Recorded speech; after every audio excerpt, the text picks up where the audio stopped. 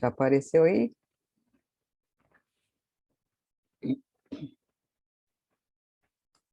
Sim, tá aparecendo.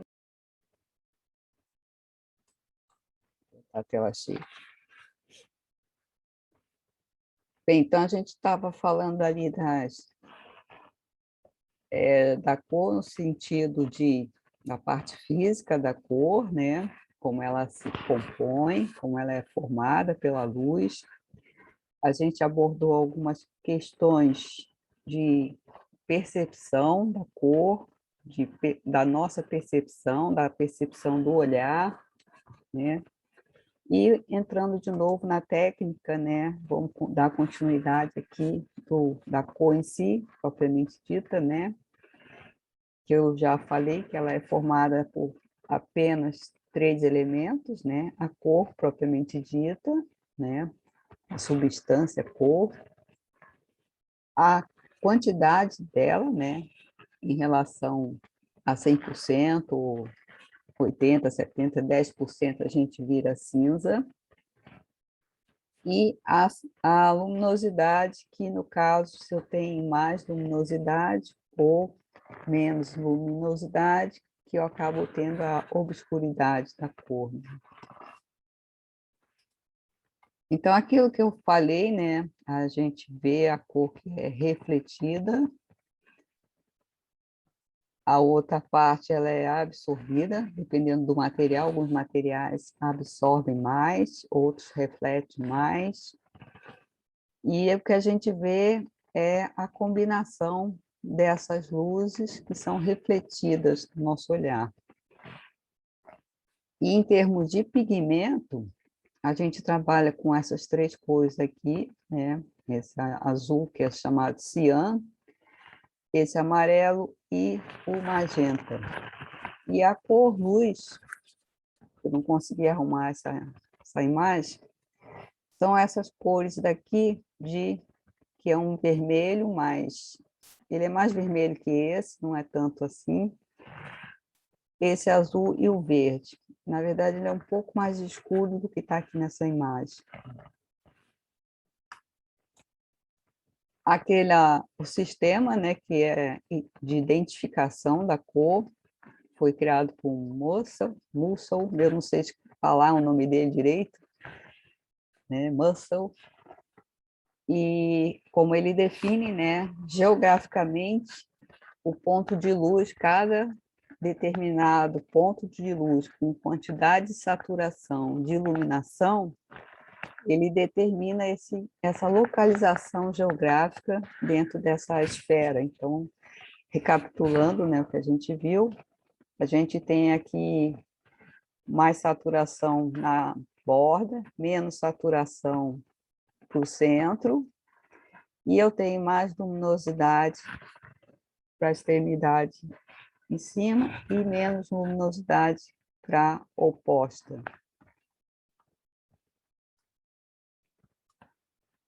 E o resto são todas combinações, né, que a gente enxerga dessas luzes em determinados pontos. A janelinha aqui da imagem de vocês está atrapalhando aqui. Deixa eu botar aqui para cima. Não sei como é que vocês enxergam aqui. Lá na Bauhaus, né, quem não sabe da Bauhaus, foi um momento assim de um boom, né, de precisar resolver coisas emergentes da época, né, entre guerra, e toda a parte artística, toda a parte gráfica das artes, design, isso foi muito desenvolvido nesse momento, né? Foram experiências que fizeram o tempo todo, que precisavam resolver coisas emergentes, reconstruir a cidade, reconstruir a vida, né? E nesse momento a arte ficou muito presente. A arte é sempre uma forma de expressão, né? Por isso que muitos programas sociais, eles incluem arte, e a arte, ela realmente, ela transcende, né? E nesse momento, Alguns pintores, alguns artistas plásticos, design, eles trabalharam muito a questão da cor.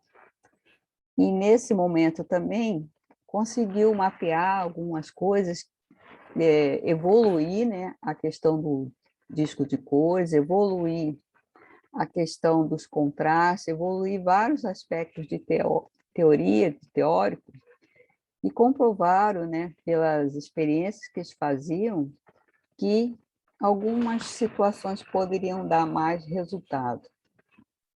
Então, um desses experimentos que foi feito junto com Kandinsky, Itten, né, Johanna Itten, também não sei falar o nome dele, e outros pintores, eles começaram a trabalhar a cor independente da linha, do ponto, do traço, né?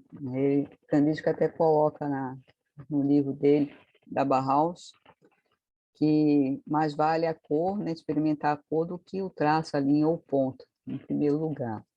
Então, eles começaram a trabalhar os contrastes, e eles conseguiram mapear alguns, assim, de maior relevância, que a gente pode trabalhar eles, usar eles no nosso dia a dia, né, nas composições, nos projetos. Que nem ontem eu coloquei aquela imagem verde na parede roxa, e ao contrário, né? Tinha um abajurzinho verde, a parede roxa, depois a parede verde e um abajurzinho roxo.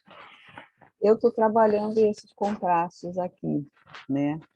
Esse contraste, ele tem, eu posso trabalhar ele 2 a 2, né? Que eu trabalho pegando as cores puras, e as cores puras são aquelas que estão na borda da esfera, né? Naquela faixa do meio, e na borda. Elas estão todas puras, mesmo que elas são misturadas entre si, elas têm uma concentração ali de 50% cada um, vamos dizer assim. Então, eu tenho cor pura, eu não tenho a cor diluída, né? A questão, eu tenho a cor cheia, vamos dizer assim, né? Tem alguns termos que eles usam, block color, né? Que é a cor total. É muito usado isso em gráfica, né? Que o pessoal fala block color, né? Que é a cor 100%. Então, eu posso combinar esse contraste com as cores puras, eu posso combinar um quente e um frio, né? Sempre uma cor ela é classificada em cores quentes e cores frias, né? As cores quentes, geralmente, quando a gente pega o espectro de luz, né? Ela começa do vermelho, laranja, amarelo, verde, aí vai para o azul, né? E quando ela volta, ela se mistura ali, o azul do outro lado com o vermelho, e começa a ser o lilás, o roxo, né? Então, a quantidade de cor que eu vou ter entre o vermelho e até o amarelo alaranjado, eu tenho cor quente. E do outro lado, eu tenho cor fria. Então, o que vai me dizer se a cor é quente ou fria é essa quantidade dessas misturas. O pessoal rotula, né? Ah, cor quente é laranja, cor quente é verde, quer dizer, cor quente, cor fria é verde, mas o verde ele pode ser quente e pode ser frio. Se o verde ele tiver mais amarelo na sua composição, ele já passa a ser uma cor mais quente, porque ele é mais cítrico, dá aquele amarelo, aquele verdinho limão, né? Aquele verdinho lima-limão. Então, aquele verde, ele já é considerado uma cor quente. Então, a gente tem que pensar na quantidade de quente e de frio, da composição da cor, né? Opa!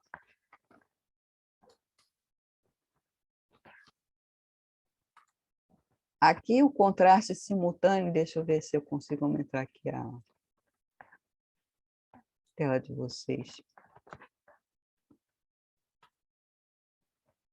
E aqui a imagem das pessoas está bem aqui em cima da...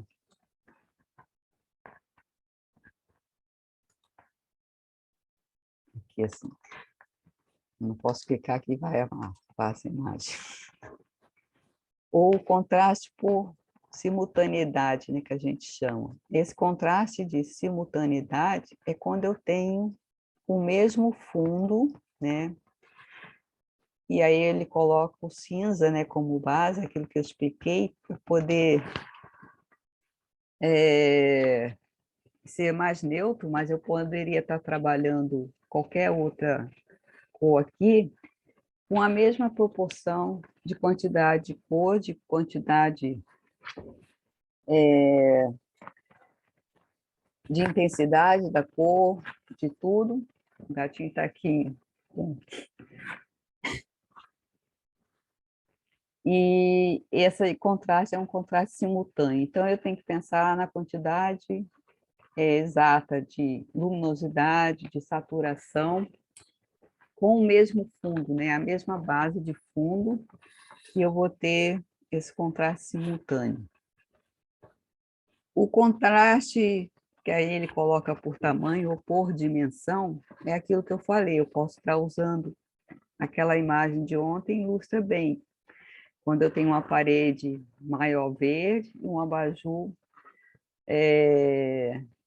com pouca cor, né? Então, eu tenho um contraste de dimensão. Eu posso trabalhar, escolher uma cor pela quantidade da dimensão. No caso aqui, ele até coloca as mesmas cores, mas eu poderia estar trabalhando cor na mesma escala, com uma saturação assim, maior ou menor, ou com uma luminosidade maior ou menor, a mesma cor, e trabalhar só a quantidade dessas cores, né? No caso, a dimensão, como ele chama, o tamanho.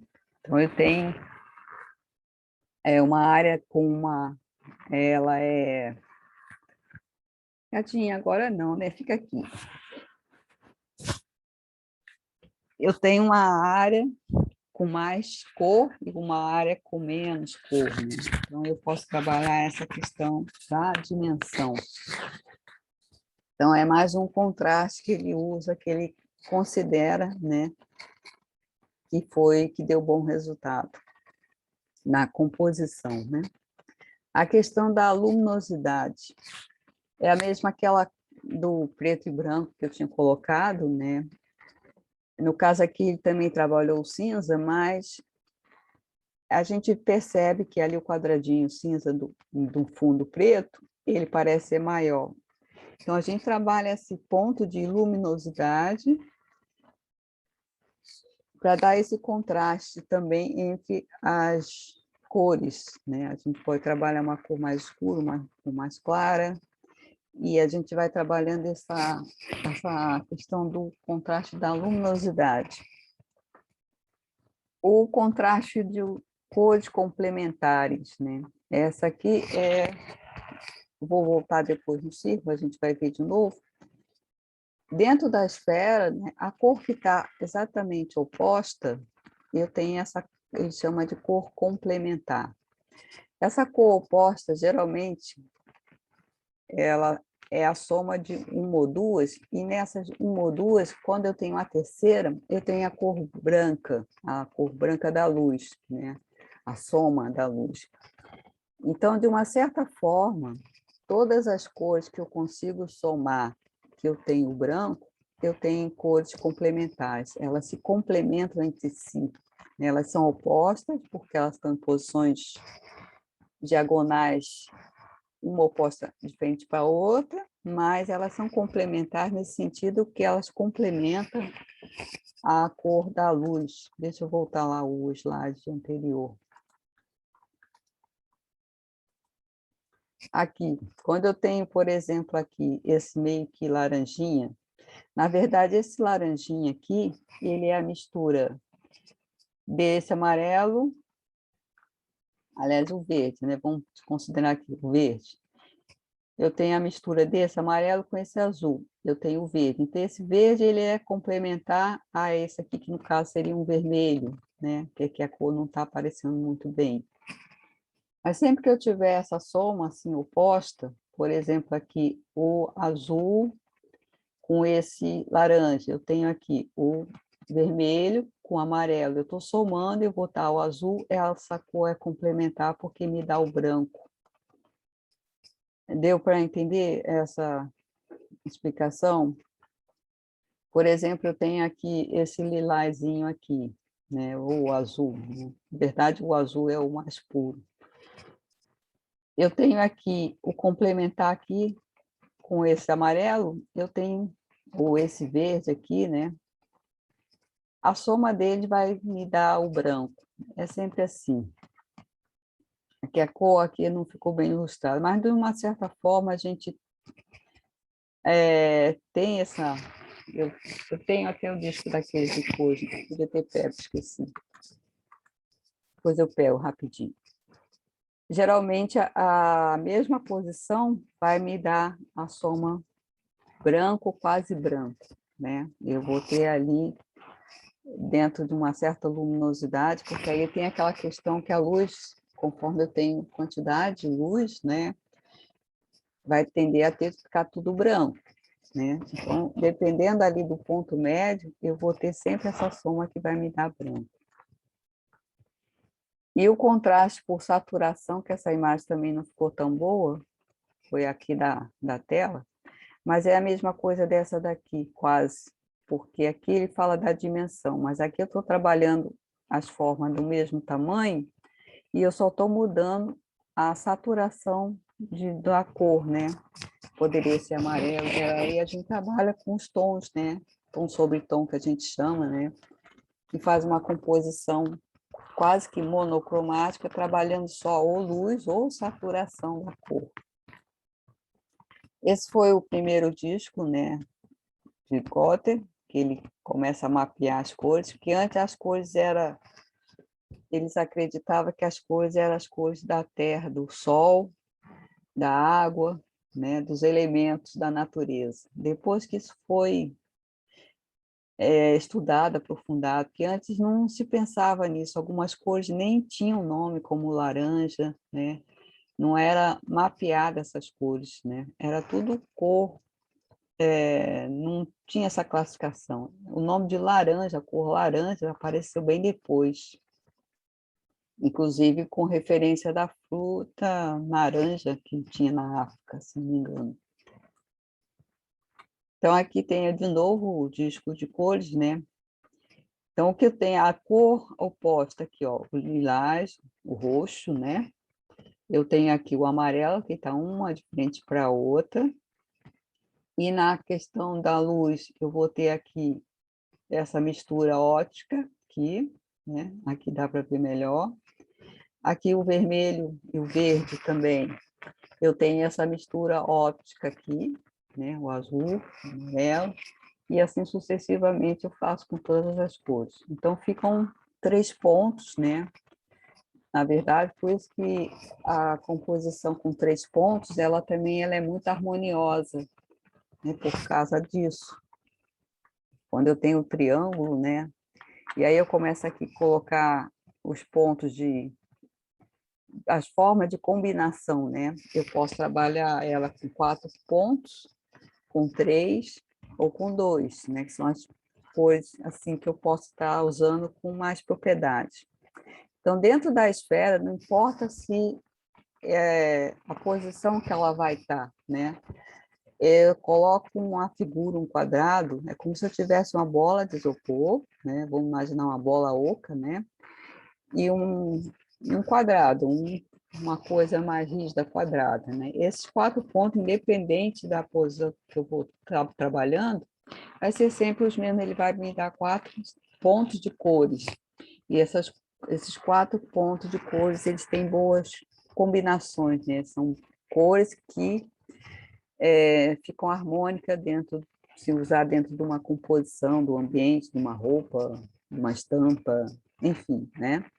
O jeito que tiver que ser usado.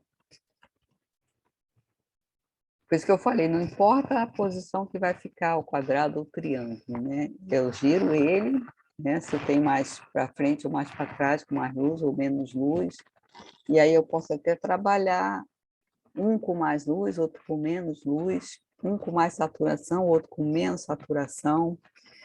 Eu estou sempre trabalhando esses 3 pontos de cores, né? Aqui eu tenho as opostas, e eu posso trabalhar aqui como se fosse um leque também, né? Eu escolho uma oposta, e eu posso escolher aqui as que estão próximas, né? Aí eu acabo fazendo o triângulo de uma certa forma, por essa proximidade, né?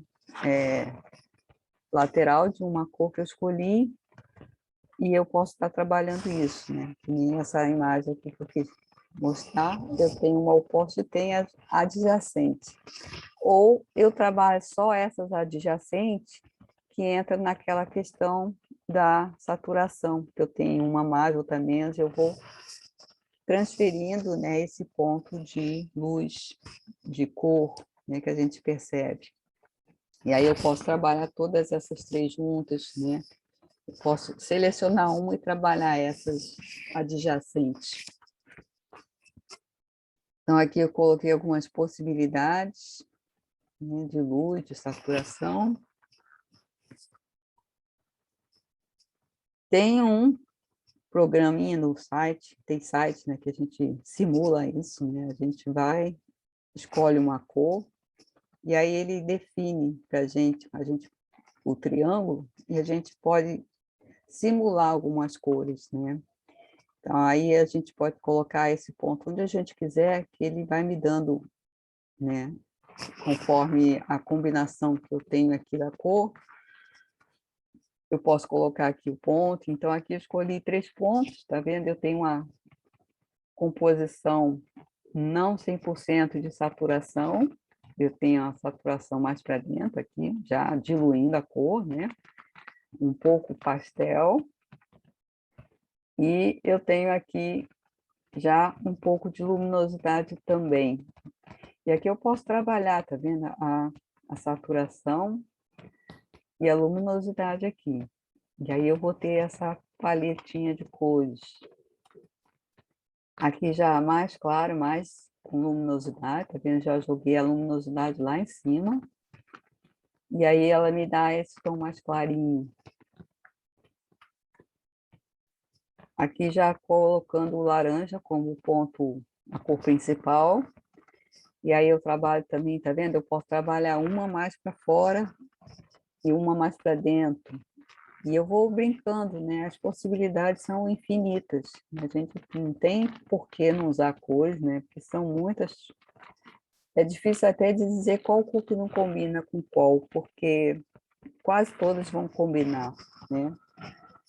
Então, é uma questão de perceber e testar, porque a maioria vai dar boas composições que a gente consegue trabalhar.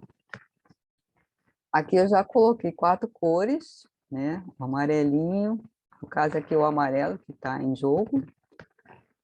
E aí eu coloco aqui o quadrado, que é como se eu trabalhasse também adjacente. Aqui no caso a gente trabalha a oposta, né? Eu tenho aqui tanto essa como essa, ou essa como essa, eu estou trabalhando a oposta, e também a adjacente. Por isso que o quadrado ou o retângulo ele também funciona na hora de a gente escolher a cor. E aqui o amarelinho, né, conforme eu vou escurecendo, eu tenho quase que um marrom, né? Por isso na gráfica, quando a gente vai fazer, quem sabe, um pouquinho de gráfica, quando a gente separa as cores, né, quando vai fazer imprimir o marrom, é só o preto e o amarelo que aparece. O marrom já é uma cor terciária, né? Então a gente coloca ele aqui com pouca luminosidade, que ele vira marrom. Aqui também, ó, adjacente eu trabalho aqui tom sobre tom, né? Eu consigo fazer essa tom sobre tom. Outro quadrado aqui, com mais luz, né? E aqui, ó, mais suave, aquela mesma de antes, com mais suave ainda, né? E trabalhando o amarelo mais luminoso.